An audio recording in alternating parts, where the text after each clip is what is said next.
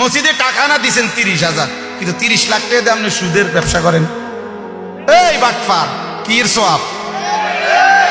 হারামখোর, সওয়াব কিসের? আবার সওয়াব তোমার আব্বাই দেয়।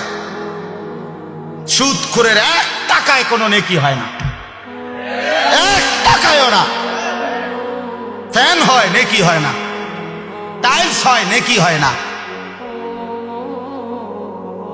নেকি ইমাম সাহেব দেয় না, ইমাম সাহেব শিক্ষার দিলে হইতো না। মাহফিলের বক্তা যদি একারে জনাব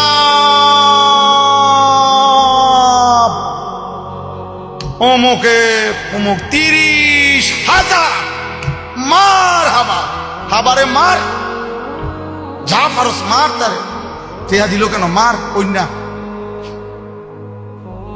ফেরেশতা বলবে আল্লাহ সুদের টাকা, আল্লাহ বলবে বাদ দাও, হালাই দাও, টেহালো এলাকারা, কিন্তু তুমি লেখো না, নেকি লেখো।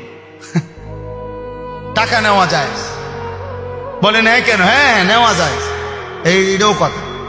আপনি হয়তো বলবেন আরে এরপরে হুজুর আপনারা নেন কা, টাকা নেওয়া যায় কিন্তু নেকি হবে না।